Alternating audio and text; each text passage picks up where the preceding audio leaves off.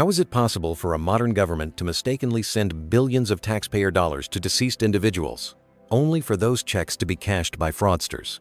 This isn't a hypothetical question, it's a shocking reality that unfolds in the chambers of power, exposing a level of dysfunction that is almost unbelievable.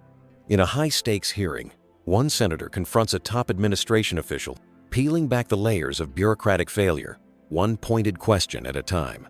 The exchange begins with government waste, but quickly escalates into a sharp confrontation over corporate loopholes and the truth behind multi-trillion-dollar tax policies that affect every American. We are about to witness a masterclass in political questioning, a calculated performance where every word and every pause is a strategic move on a chessboard of public opinion. But is this a genuine crusade for fiscal responsibility? Or is it a perfectly executed piece of political theater designed to frame a narrative? This is the anatomy of a cross-examination. Thank you so much. No, I didn't. I'm intentionally calling you Madam Secretary because you have cabinet-level status. And you're also from Louisiana, which I'm very proud of. So we claim you as our secretary.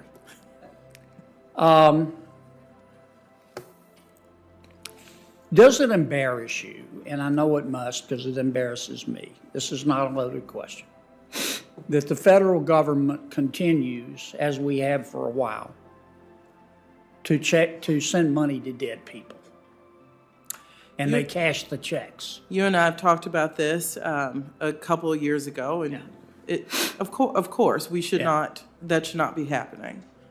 Well, here's what I'm hoping that the administration will take a look at.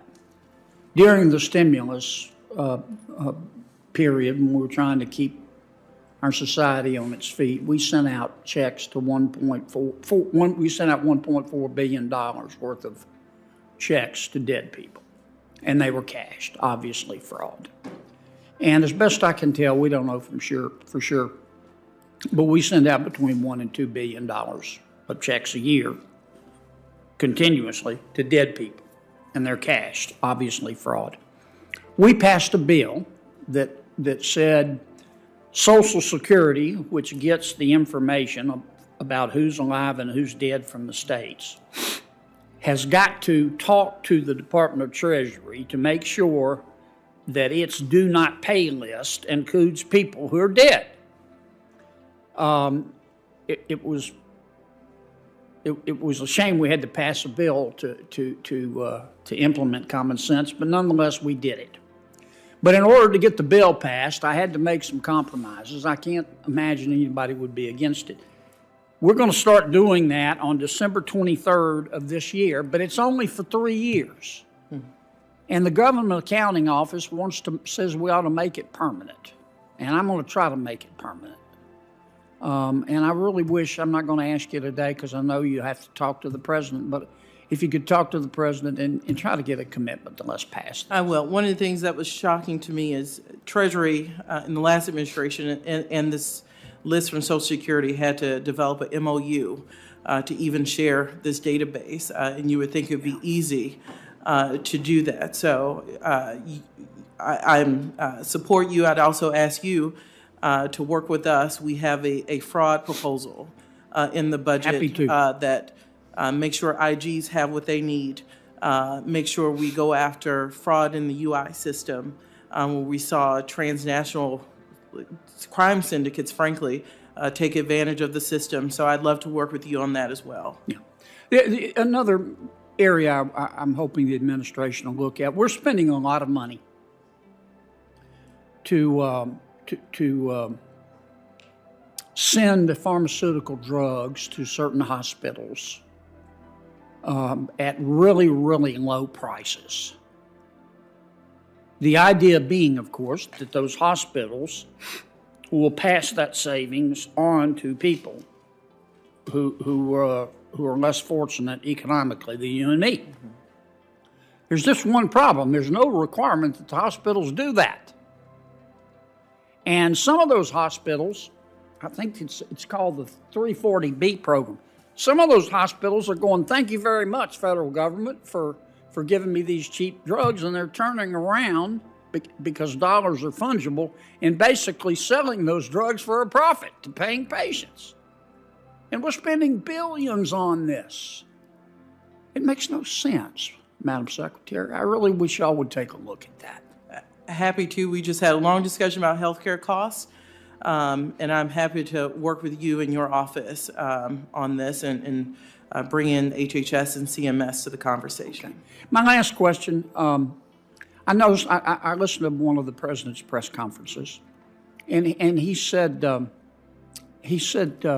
you know, nobody, no middle income people are going to have to pay any of this $4.7 trillion worth of new taxes.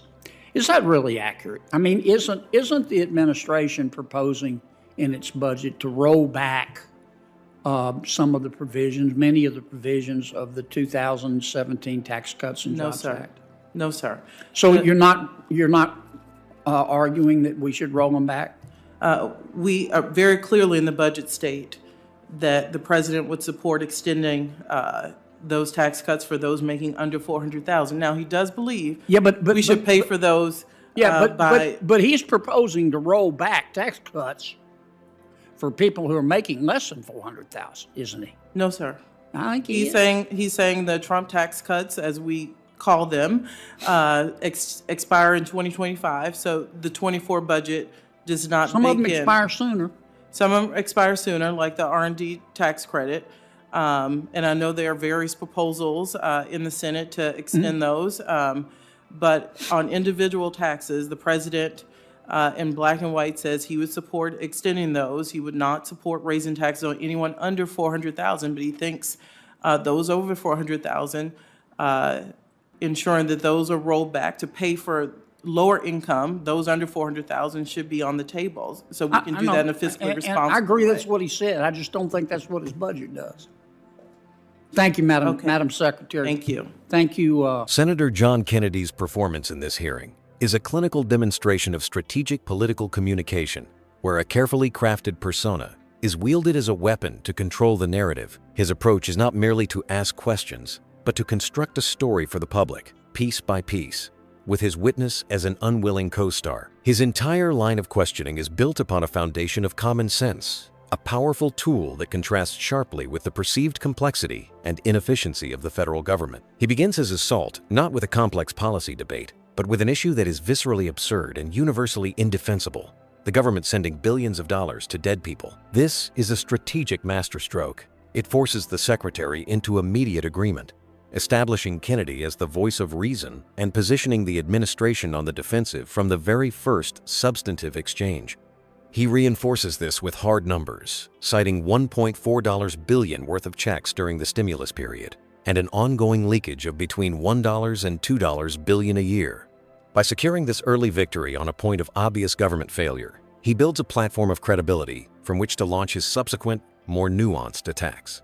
His demeanor is central to the effectiveness of this strategy. He initiates the conversation with congenial flattery, calling her Madam Secretary to acknowledge her cabinet-level status and proudly claiming her as a fellow Louisianan. This folksy, disarming introduction serves to lower the guard of both the witness and the audience, creating a facade of a respectful, collegial discussion. However, beneath this veneer lies the sharp edge of a prosecutor. His tone, while never overtly aggressive, is relentlessly inquisitive and carries an undercurrent of incredulity. Phrases like, "Does it embarrass you?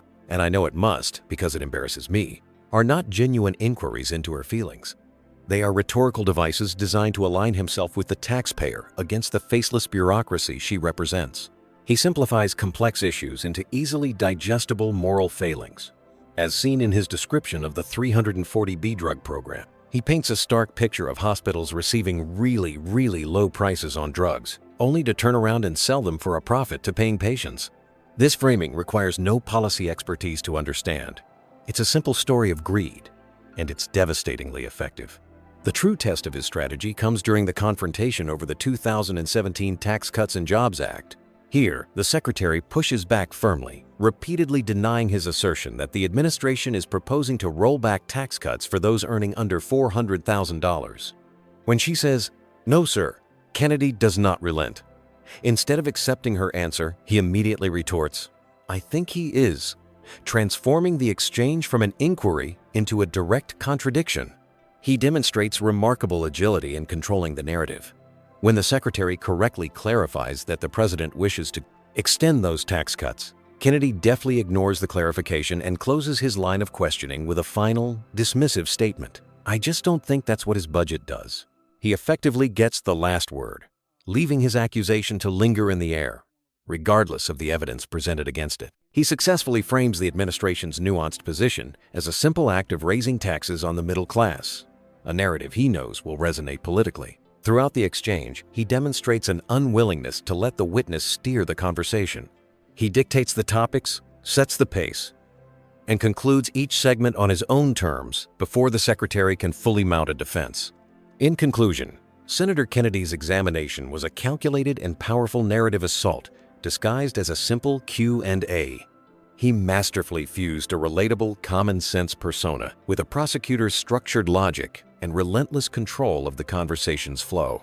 He began with an undeniable point of government failure to establish his authority, pivoted to a simple story of corporate greed to build moral momentum, and finished with a contentious and politically charged accusation on taxes, leaving his version of the story as the final word.